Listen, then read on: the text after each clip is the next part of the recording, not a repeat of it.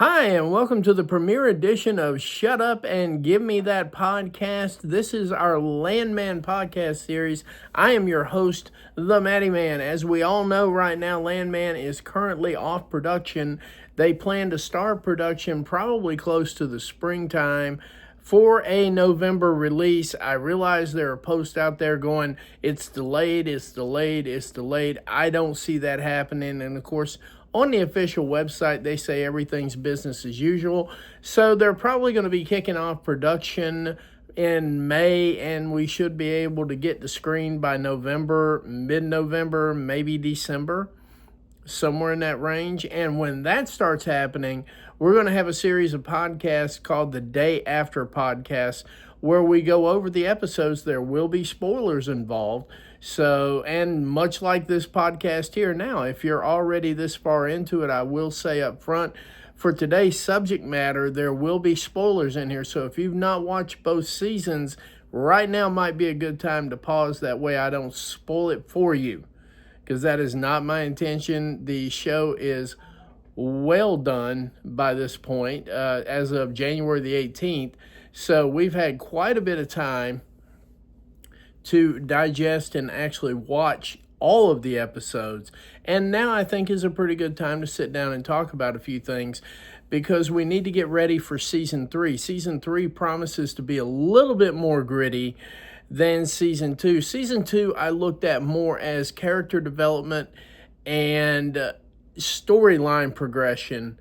Moreover, like season 1 was just balls to the wall, hard-hitting episodes. Everything had some kind of a rough edge to it. Season 2 was a little bit more of, let's talk about the characters, what they go through. Let's really delve into each individual character, the main ones, and give us a little bit of the secondary characters and so on and so forth. And now, as I understand it from everything I've read so far, season 3 is going to be a lot like season 1. Once again, balls to the wall, rough edges, the whole 9 yards. So it really helps us to understand the characters going into season 3. And that's what this list of podcasts is going to be about. And we're going to start right away with the lead character, Tommy Norris. And the title of this episode here is going to be Tommy Norris's Wild Ride from Fixer to Free Agent. That's Tommy Norris's Wild Ride from Fixer to Free Agent right here on Shut Up and Give Me That podcast. I'm happy to bring these. And really, before we get too deep into the podcast, I want to say a couple of things. First off, I am the guy behind the posts you read, and it really brings joy to my heart every day when I see a whole bunch of interactions, people leaving comments, people leaving likes, things like that. I just want you to know none of that goes unnoticed. We've added about 1,800 followers since I started writing about this. I want to thank each and every one of you for joining me on this wild ride here.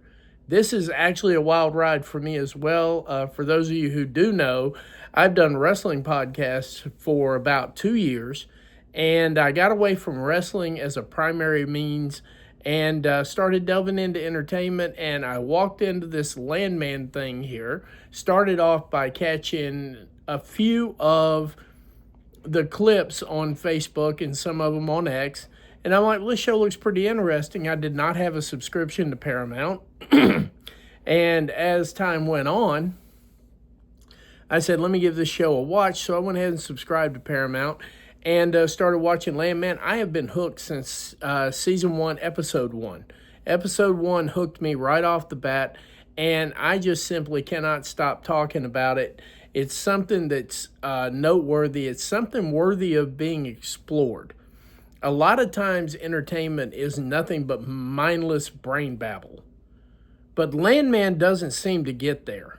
There's always something in each and every episode that has a takeaway from it. And that is, of course, the writing style and the skill of Taylor Sheridan.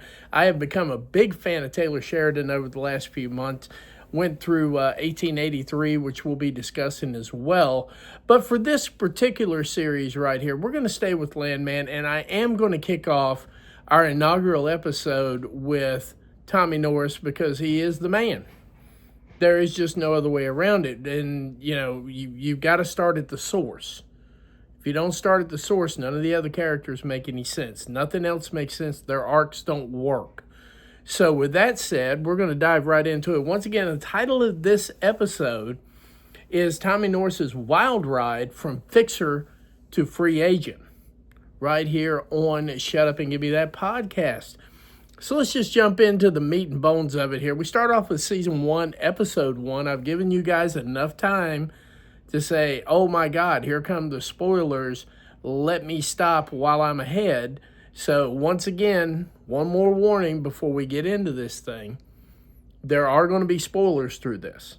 So if you've not seen the entire series, Season 1, Season 2, or if you've seen Season 1 and not seen Season 2 yet, there are people out there that still haven't caught up. I will let you know when I get into Season 2. Right now, we're going to go from Season 1, Episode 1 to 10. It's not going to be very long. There's not going to be a whole lot there. But at the same time, there are going to definitely be spoilers involved. So stick with me. If you've seen the whole thing, let's get all the way to the end of it and let me know what you thought about it. So we're going to start with Season 1, Episode 1. Right off the bat, Tommy Norris is sitting in a chair, bag over his head, a couple of gringos in there, and then the main drug dealer dude comes in there. For the moment, his name escapes me. And but one thing that we're absolutely sure of is that they're dealing with a cartel group. That's made very explicit right to the beginning. The tension is high. Tommy Norris has every possibility to do everything but keep a cool head. So our first introduction to Tommy is cool-headed. Nothing wrong with that. Dude is solid all the way through this thing. I don't know if I could be that solid with a gun to my head and a bag over my head. I don't think I could be that solid. I don't. But he comes right out of it. Gets through that situation there. Of course, he convinces him to sign the land lease and so on and so forth, because that's his job. He's fixed a major problem. Now apparently they bought mineral rights way back when. And then when they were deciding to drill, they came to the understanding that all of that land that they were drilling on was owned by the cartel, so they had to get a surface lease. And, of course, this is how we go to get surface leases. So it doesn't take real long to get deeper into the show here to talk about Tommy's arc. It's all about survival and reluctant rise, in my mind. Write that down, survival and reluctant rise. Because he doesn't seem to want to go any further, and it's explained further down through the episodes why, and it starts to make a little bit of sense as we get it deeper into the core of the character build. And it becomes obvious by Season 2 why he didn't want to start this all off to begin with. But, he navigates deadly rig accidents, cartel threats, corporate betrayal. He's the guy who gets the things done in the shadows. He's abrasive. He's resourceful. And if I'm being honest with you, the entire series, Season 1, you were left with the feeling that he was always one bad decision away from just absolute collapse. As the season develops, the cartel violence just gets a little bit further out of hand. He gets an awful lot of warnings as the show goes on. He keeps standing up.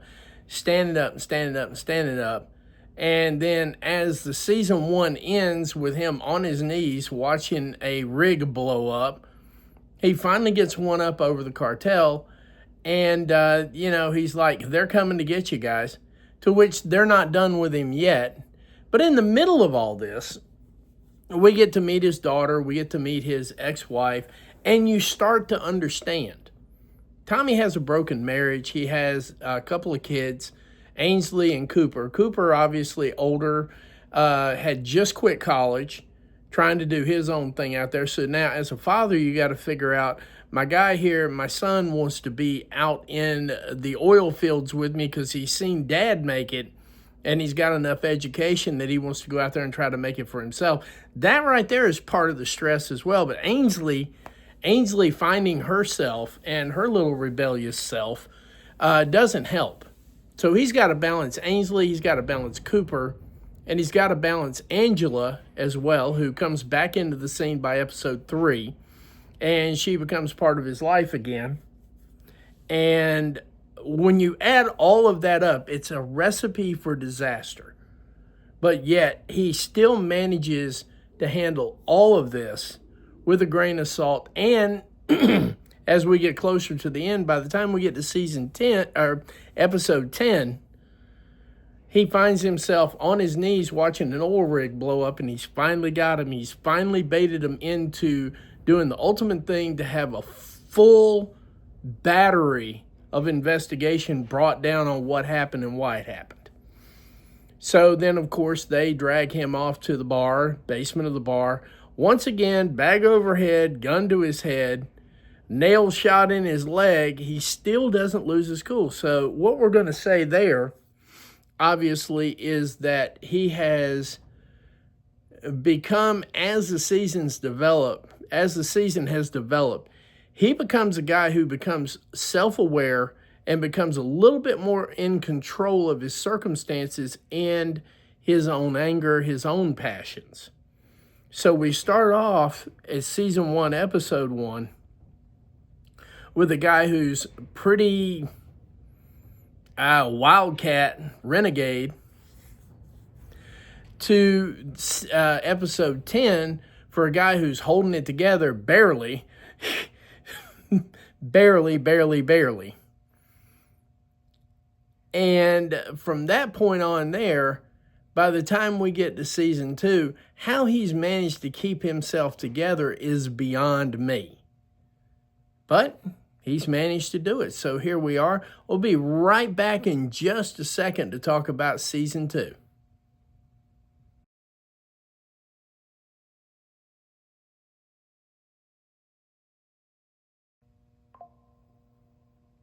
And welcome back to Shut Up and Give Me That podcast. This is our premiere edition, season 1, episode 1.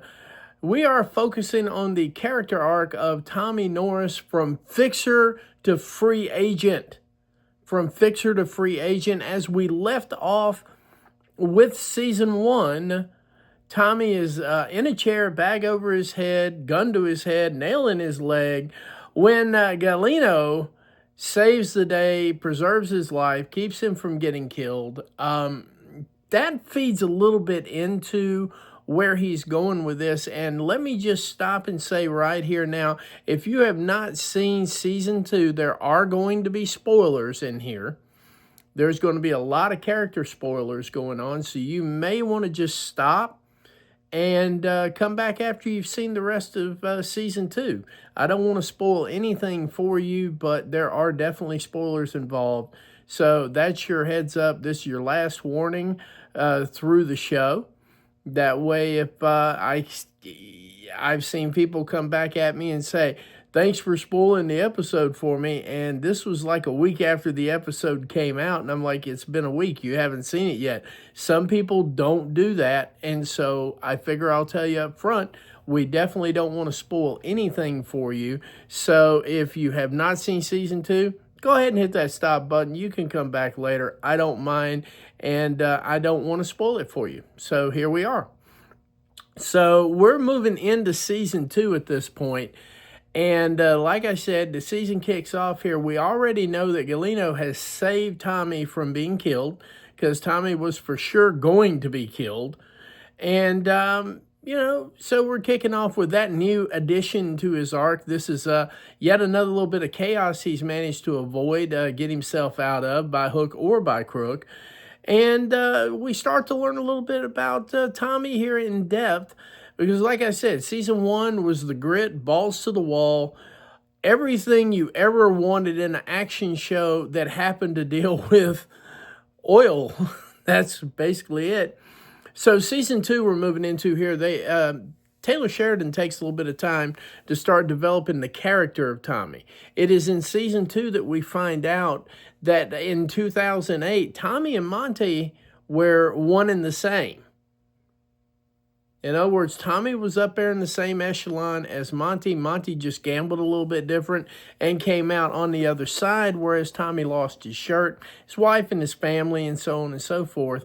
And that starts to develop. It gives you a little bit of a sense of why he's so cautious all of a sudden.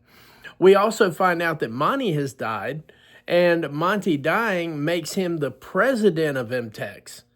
And so now he's no longer just the fixer, he's the CEO, the president, if you will, of the company. So he has to operate with several degrees of separation. We also get to meet Rebecca. Rebecca Falcone. She plays heavily into his character development too, and I think as we get to that particular series episode, you're going to find out that he plays heavily into her character development as well. And her liberalism is upfront and personal, and I think that affects him in a way. I don't think he's had anybody in his face like that ever, because the way he handles her, we get a little bit of a glimpse into actually how much he knows about his job.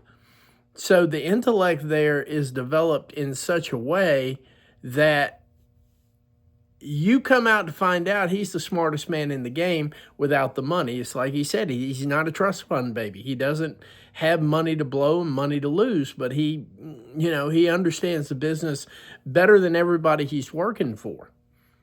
But in the middle of all this right here, we get introduced to Sam Elliott's character, TL, who is living in a rest home, and we start to find out the dichotomy between father and son, because one of the things back in season 1 is he's so hard on Cooper.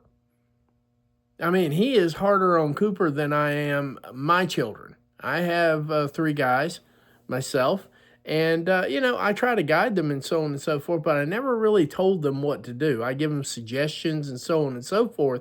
He is in the business of telling Cooper exactly what to do and how to do it. And as the first couple of episodes in season 2 start to unfold, not only do we find out that Tommy was in a place with Monty, but Tommy has a father. And Tommy has not been in touch with his father since the age of 14.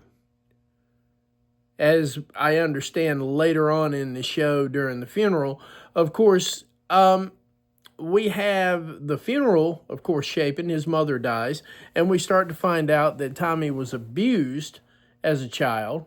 Well, abused, you call it abused. They used to call it tough love back then. Same thing, we call it abuse now.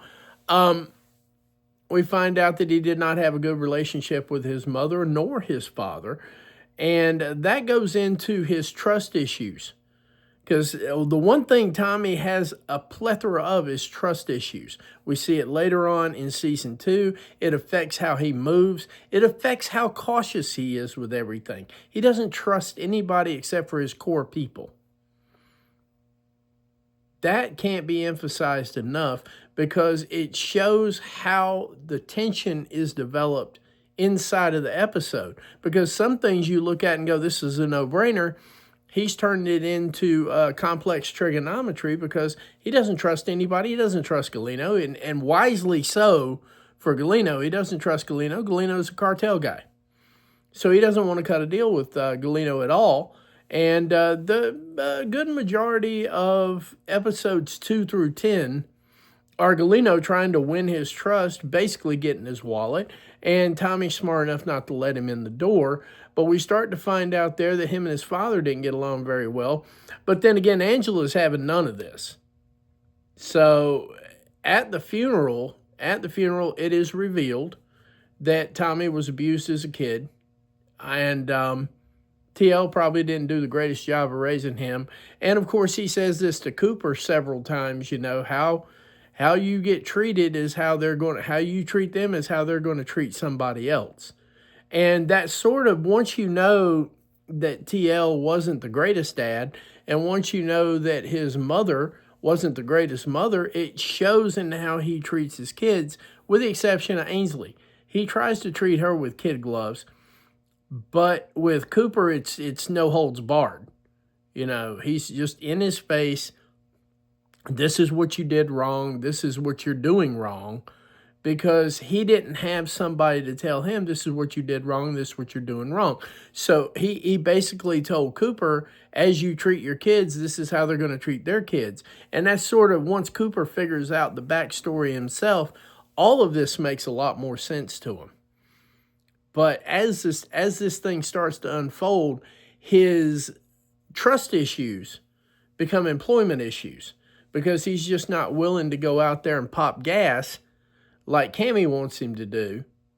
And he continues to stay cautious, and continue to stay cautious to a point that it irritates her. And it probably irritates everybody involved in the entire deal because they're ready to get going.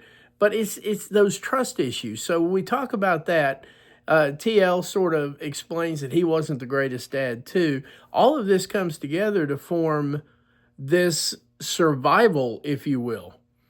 Because most of season 2, Tommy's in survival mode.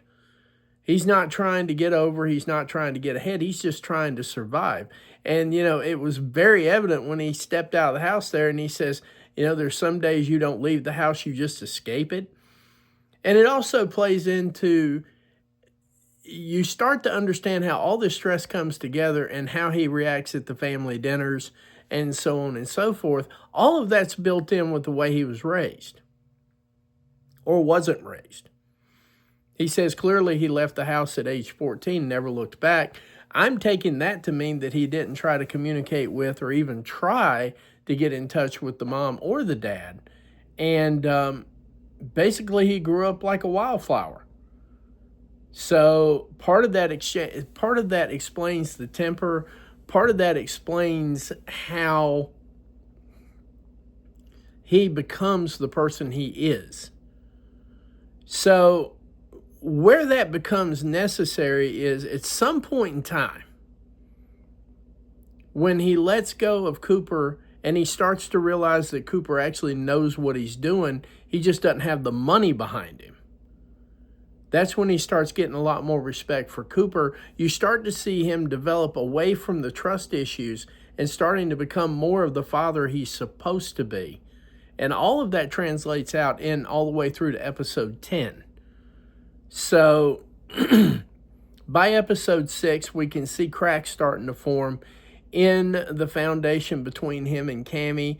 Cammie starts trusting him less because he's too cautious. And she wants to move forward. She wants to wildcat like Monty did. But Monty never set the company up to be productive. The company didn't survive without him. It was set up to be sold. And Tommy tries delicately to walk Cammie through that whole process and say, I really don't want to do this. Monty didn't even think it was smart because he took the money he got and reinvested it back into the oil rigs, because he cared less about getting sued than he did about losing the oil in the ground that he knew was there. And all of that you start to see Tommy develop more of a protectorate. He becomes more the protector by episode 6. And I've watched it several times to try to figure out where the trigger came. And I may miss it. If you guys know what the trigger is, if you've got an opinion about the trigger, drop it in the comments. I would like to know that personally. That's one of the things that's bugged me about all of season 2. I'm not going to lie, I don't know everything.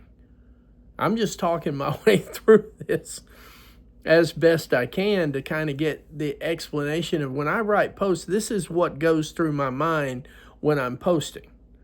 So you can get a general idea of where I'm coming from. So we get down to about, about episode 8. And that's when they're moving the gas rig on out there, and Cammie sits him down and fires him. So now Tommy has no job. He's becoming a free agent. And he is fired in episode 9. But Cammie's already got the wheels in motion by 8. And he knows it's coming. He knows something's coming. He just don't know what it is. That's why you don't see him react. When he's told he was fired, you don't see one bit of reaction out of him at all. Not a or anything. He's just sitting there like, I saw this coming. Because Tommy, by the time we get to episode 9, Tommy has gone through such pain, misery, and chaos all at one time. Being fired didn't bother him at all. Like, fired? Really? Cool. Good. I really think that right then and there when she fired him was when that fatherly instinct of protection kicked in. because he's like, all right, now I'm free of this. What do I do next? What's next? And he had in the back of his mind all that stuff that Cooper had worked out. Meanwhile, we'll talk about Cooper in another episode as well, but Cooper had worked up about 7 square miles of leases. And he's like, I got 7 square miles of ground I can drill into. So then again, he realizes he's been fired, talks to his little lawyer buddy there, and manages to get the contract before it gets signed. He's like, give me a few minutes, give me the day.